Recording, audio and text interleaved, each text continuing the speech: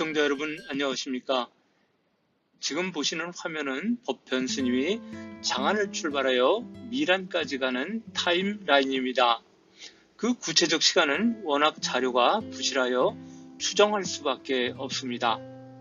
그의 이동 경로와 시간을 파악하는데 단서가 된 것은 난주와 장애에게서의 하좌, 즉 한거, 그리고 도낭에서 1개월간 멈춘 사실입니다.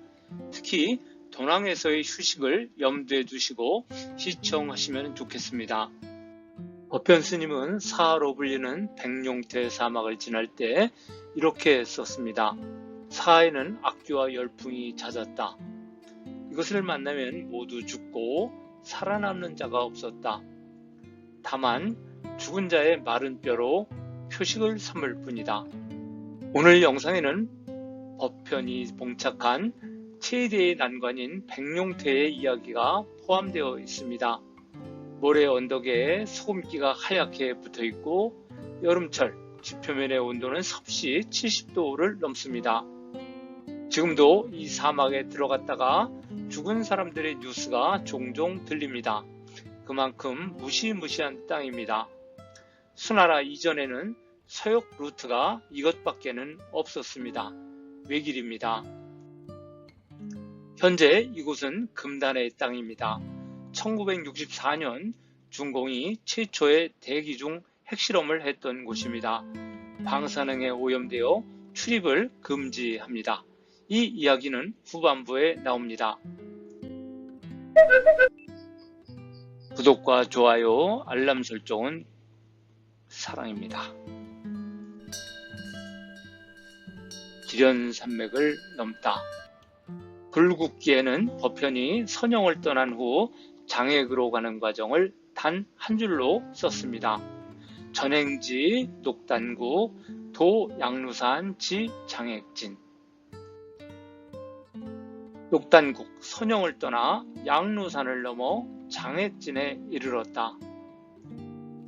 법현이 넘은 양루산이 어느 산인지에 대해서는 논란이 있습니다.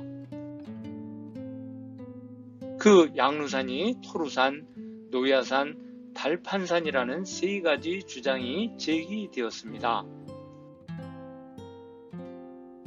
산의 높이로 볼 때 해발 4,000m의 달판산일 가능성이 있습니다. 법현 스님은 이때 66세의 고개를 넘어가는 노인이었습니다. 그 노구로 해발 4,000m의 달판산을 넘어 가고 있습니다.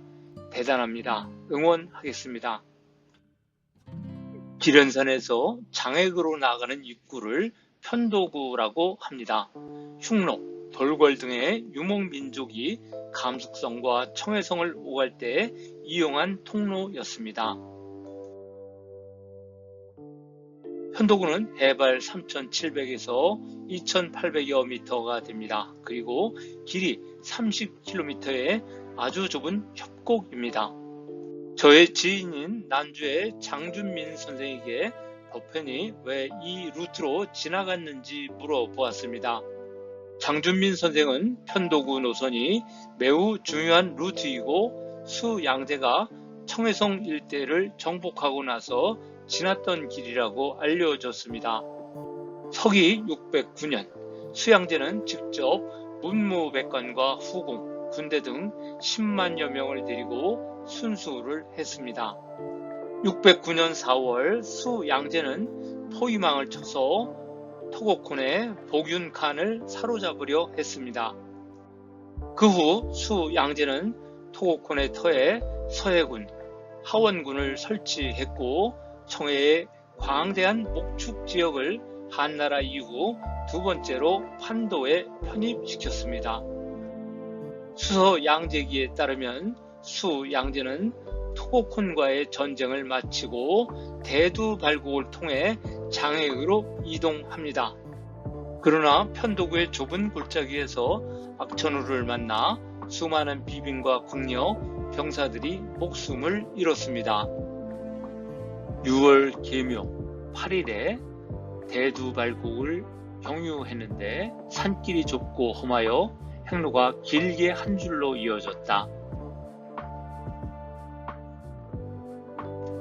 바람이 불고 쌀아기 눈이 내리고 컴컴해져 따르던 관리들은 길을 잃고 얼어 죽은 병졸이 태반이었다. 이 날은 양력으로 환산하면 서기 609년 7월 14일이었습니다. 7월 중순은 태양이 대지를 달굴 때이지만 여기는 아직 겨울이었습니다. 중구의 신문에는 여름 7월 기련산에 매화가 피고 눈이 내렸다는 뉴스가 자주 보입니다. 수양대가 만난 눈보라도 바로 이러한 기련산맥의 악천후를 만난 것입니다. 법현은 8, 9월경에 선영에서 출발했기 때문에 편도구를 가을에서 겨울에 통과했을 것으로 생각되는데 매우 추운 날씨였을 것으로 생각됩니다. 하서회랑의 사군, 즉 무의, 장액, 주천, 돈왕이 보입니다.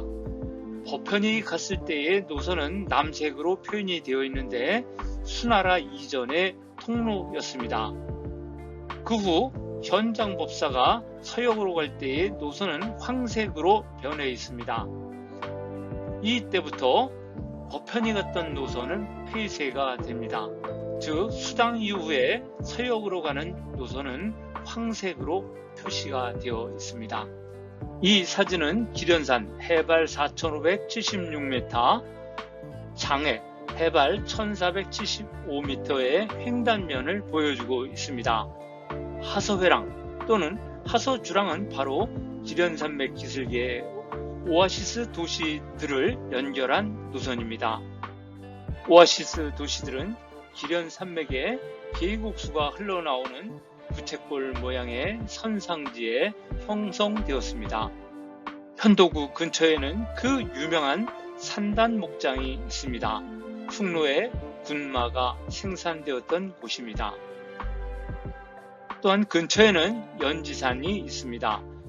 이곳을 한나라 장군 곽거병에게 뺏기면서 흉노의 여인들이 화장을 하지 못하게 되었다는 노래가 나왔습니다. 즉 연지가 생산되는 곳입니다. 장액에는 대불사라는 절이 있습니다. 법현은 이 절을 보지 못했는데 그가 지나고 나서 700년이 지난 서하의 1098년경에 만든 것이기 때문입니다. 불당 안에는 중국 최대의 석가모니 열반상이 있었는데 마르코 폴로가 옆으로 누운 자세를 취하고 있는 열반상을 보았다고 썼습니다. 스님이 사진 찍는 것을 감시해서 못 찍었습니다. 길이 34.5m인데 진짜 큽니다. 대불사라는 이름에 딱 맞습니다. 법현이 이곳에 왔을 때 장액의 북량 정권은 무위의 후량 정권과 전쟁을 하고 있었습니다.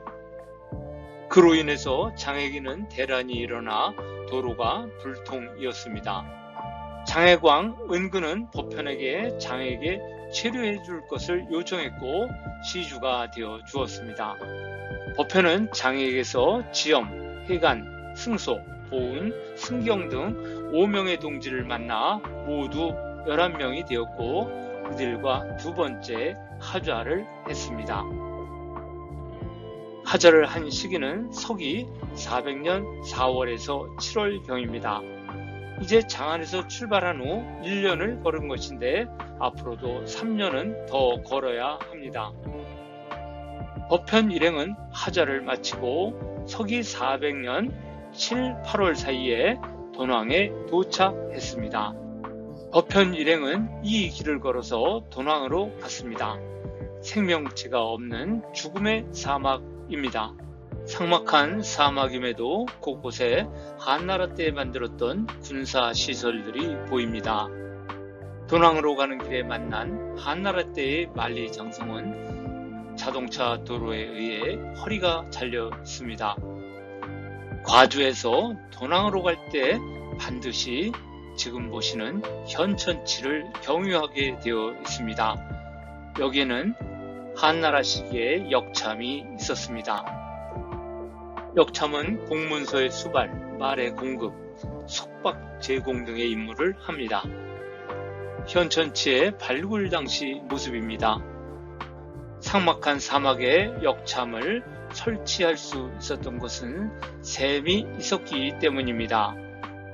한여름말을 구하러 갔던 이사장군 이광리와 관련된 고사가 있어 이사천으로도 불립니다. 이사천으로 올라가는 골짜기입니다. 진짜 화성 표면 같았습니다.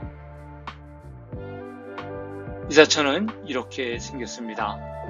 중요한 식수 공급원인데 물이 마르지 않습니다. 이 영상은 때마침 현천치를 답사하고 있는 제가 알고 있는 안용 선생이 오늘 보내온 것입니다. 아주 운이 좋게도 구독자님들께 이 영상을 보여드릴 수 있어서 기분이 좋습니다. 비가 와서 물이 흐르는 장면도 보이고요. 그리고 수목도 무성하게 자란 것을 확인할 수가 있습니다. 이것으로 봐서 현천치의 병사들에게 충분한 식수를 공급할 수 있었다고 생각이 됩니다.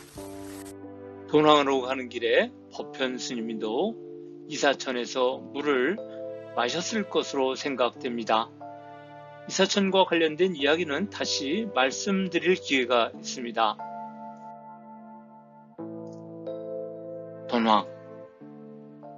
법현 스님이 돈왕에 도착하기 바로 전인 서기 400년 4월 돈왕태수 2고가 자립해 서량을 세웠습니다.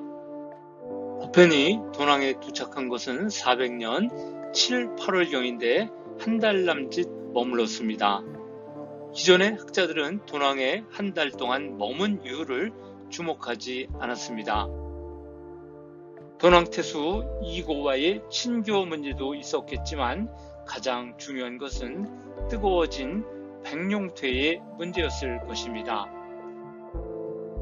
돈왕에서 미란으로 가기 위해서는 백룡퇴를 통과해야 합니다.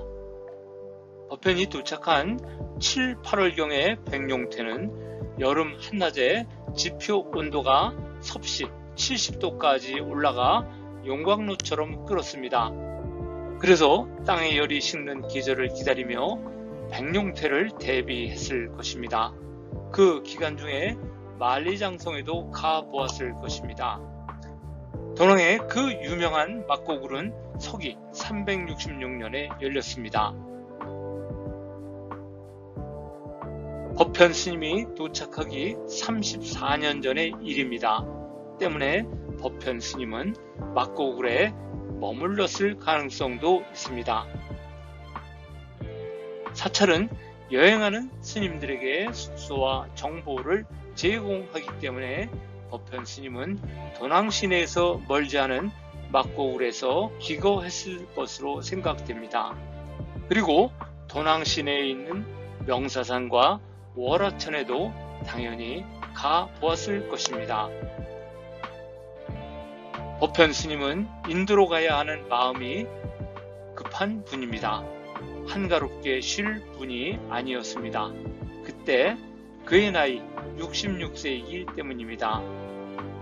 서역으로의 마음은 급하나 뜨거워진 백룡퇴를 어찌 하겠습니까? 법현 스님은 뜨거운 여름이 가기를 기다렸습니다. 낙타에 짐을 싣기 전에 돈왕에 머물며 각종 정보를 얻었을 것입니다. 법현이 서쪽의 백룡퇴 루트를 택한 것은 북쪽의 하미와 수르판으로 가는 마카연족 루트가 아직 개척되지 않았기 때문입니다. 백룡퇴와 마카연족이라는 자연의 장벽은 인종적 교류까지 막았습니다. 그 때문에 이를 경계로 북쪽과 남쪽의 인종 DNA가 다릅니다. 한나라 때의 만리장성, 흑색도 돈왕 북쪽의 소룩하에 연해서 축조되었습니다. 한나라 때 쌓은 장성은 흙과 풀을 이용해서 축조했습니다. 흉노와 치열한 전투가 벌어졌던 현장이었습니다. 죽음의 땅 백룡퇴. 법현은 도낭태수 2구의 경제적 지원을 받아 이곳 옥문관을 출발했습니다. 태수가 후원한 것은 길 안내자, 샘 위치 등의 정보였을 것입니다. 법현은 부반 4인과 함께 옥문관을 출발합니다. 소륙천을 떠나서 높로르 호수 쪽으로 출발합니다. 법현이 출발한 옥문관 일대의 사막은 이러한 모습입니다. 법현의 전체 노정에서 가장 위험한 순간은 백룡태를 통과할 때였습니다. 백룡태라는 이름은 소음기가 하얀 언덕들이 마치 용처럼 보였기 때문입니다. 타림 분지는 동쪽의 해발이 낮아서 타림강의 물은 놈노르 호수 쪽으로 모입니다. 이를 터미널 레이크, 종착 호수라고 합니다. 타클라막한 사막에서 불어온 모래바람은 백룡퇴 쪽으로 빠져나가며 괴기스러운 지형을 만들었습니다. 법현은 사하의 위험성에 대해서 다음과 같이 썼습니다.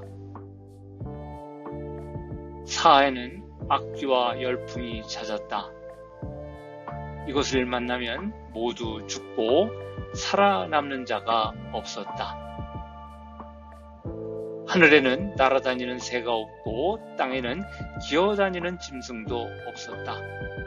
멀리 눈을 가늘게 뜨고 건널 곳을 찾지만 어찌해야 할지를 모르겠다.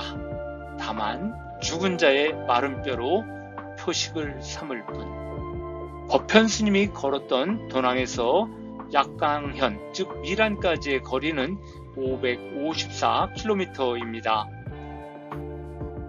서울에서 제주도 남쪽 해상까지 되는 그 거리를 불과 17일 만에 걸어 선선국에 도착했습니다.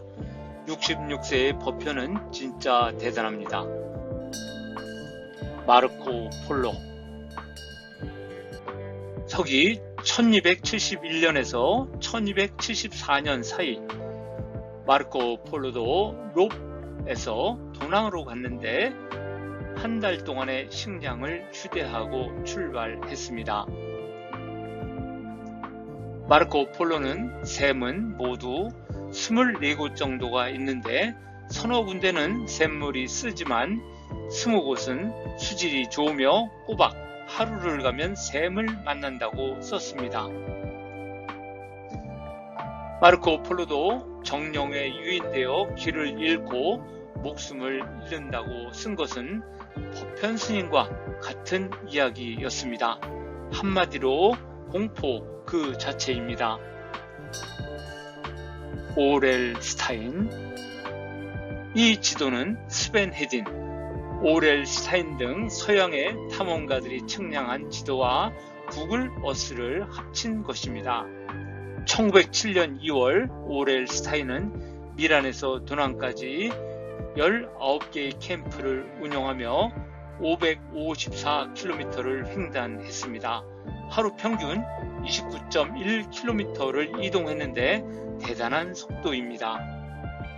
스타인이 걸었던 길은 놈노르 호수로 흐르던 소르카의 강바닥을 따라서 갔던 것입니다.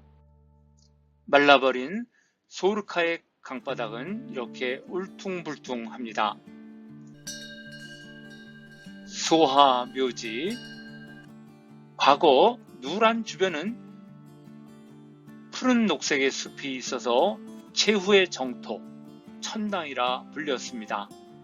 물이 흐르는 봉자카를 마지막으로 탐사한 스벤 헤딘의 사진입니다. 누란 서쪽에는 4000년 전의 공동묘지인 소하묘지가 있습니다. 이 유적은 1934년 6월 2일 스웨덴의 폴케 베이먼과 현지인 웨르데크에 의해 발견되었습니다. 웨르데크는 베이만에게 사막에서 수많은 목재관이 두 겹으로 쌓여 있는 매장 장소를 보았다는 이야기를 했고 그에 따라 소하 유적을 발견했습니다. 그 과정에 대해서는 다른 영상에서 말씀드리겠습니다. 흥미진진합니다. 70년 가까운 시간이 흐른 2000년 12월 신강 문물보고연구소의 왕병화 연구원이 소하 유적지를 재차 탐사하여 찾아냈고 2004년 신당 문물고고연구소 소장인 이드리스 아부두레 수레가 발굴하여 세 번째 누란 미녀를 찾아냈습니다. 소아공주로 불리는 여성이었습니다. 오똑한 코와 속눈썹의 미녀였는데 다른 영상에서 말씀드리겠습니다. 1964-101615 이 숫자가 무엇일까요? 백룡태 부근에는 중공 최초의 핵실험을 했던 장소가 있습니다. 원래 소련의 기술자들이 핵실험을 하려고 했던 장소는 이곳이 아니었습니다. 최초의 핵실험 예정지는 막고울에서 130km, 도낭에서 60km 떨어진 장소였으나 막고울의 붕괴를 우려하여 옮겼습니다. 1964년 10월 16일 오후 3시 중공의 최초 원자탄 폭발 성공이라고 쓰여 있습니다. 당시는 대기 중에서 핵실험을 했습니다. 충격적인 사진입니다. 방사능 피폭의 위험도 모르고 잔치 분위기입니다.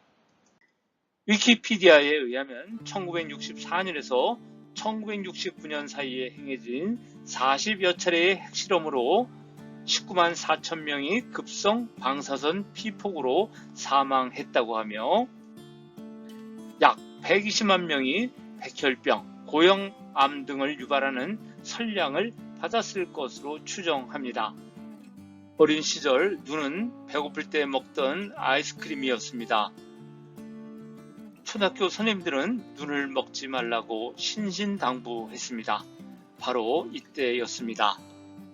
방사선 피폭자가 급증하자 이 일대에 출입을 금지해 사람이 없는 곳으로 변했습니다. 최근에는 입장하려면 3만 위안, 약 570만 원을 내야 퍼밋이 나옵니다. 모험가들의 로망의 땅. 백룡태는 탐험 애호가들의 성지가 되었습니다. 3만 위안을 내지 않고 몰래 들어가면 돈을 벌었다는 기분이 들었을 것입니다. 저명한 탐험가 펜가목은 1980년 6월 광물 수집, 광물 화석 표본을 수집하기 위해 이곳에 들어갔습니다. 뜨거운 여름에 들어갔던 그는 물이 떨어져 구조 신호를 보냈습니다. 6월 17일 오전 10시 30분 펜가목은 동쪽으로 가서 우물을 찾겠다고 하고는 실종되었습니다. 그가 남긴 쪽지에는 6월 16일로 썼다가 17일로 수정했습니다. 수경지에서 9.6km 떨어진 곳에서 그가 먹었던 밀크 캔디 껍질이 발견되었고 이후 그의 발자취가 사라질 때까지 모두 17.5km를 걸었습니다. 자동차, 무전기 등 현대적 장비를 가지고도 이곳에 들어갔다가 사고를 당한 사람이 끊이지 않습니다. 백룡태는 해발이 780m, 여름철 지표면은 섭씨 70도 정도 됩니다. 여기에서 차량이 고장나면 그것은 철관으로 변합니다. 쥐같이 생긴 것은 물이 마른 롭노르 호수 흔적이고 파란색은 지하로 스민 소금물을 뽑아 칼륨 비료를 만드는 공장입니다. 백룡태에서 태양에 노출되면 탈수로 인해 사망에 이릅니다. 그러나 롭노르에서 태양을 피할 수 있는 곳은 없습니다. 도보탐험가 여순순도 이곳을 횡단하다가 사고를 당했습니다. 그가 백룡태에 들어갔던 6월에 롭노르는 지표면의 온도가 섭씨 75도였습니다. 그는 모래 폭풍으로 방향을 잃었고 탈수를 피하기 위해 텐트로 들어갔으나 텐트 내부도 섭씨 40도였습니다. 결국 그는 탈수로 인해 사망했습니다. 그의 묘비는 자연에 무모하게 도전하는 사람들에게 경고를 주고 있습니다. 최근에 지인이 문자를 보내왔는데 작년에 중국의 30대들이 허가 없이 백룡태에 몰래 들어갔다가 사고를 당했다는 기사 내용이었습니다. 90년 이후 출생한 젊은이들이 2023년 7월 22일 차량 9대로 도낭에서 백룡대로 들어갔는데 겨우 2일째 연료를 가지고 들어갔다가 7월 26일 차량 한 대의 연락이 두절되었습니다. 이 차량은 27일 발견되었으나 3인은 사망하고 1인은 실종되었습니다. 사실 저도 누란 왕국의 폐허, 백룡대 탐험을 계획했었으나 사고 소식과 퍼밋 경비 등을 접하고는 포기했습니다. 시청 감사합니다. 시청 감사합니다. 아직 구독 버튼을 누르지 않으신 분은 구독 버튼을 눌러 주십시오. 구독과 좋아요, 알람 설정은 사랑입니다.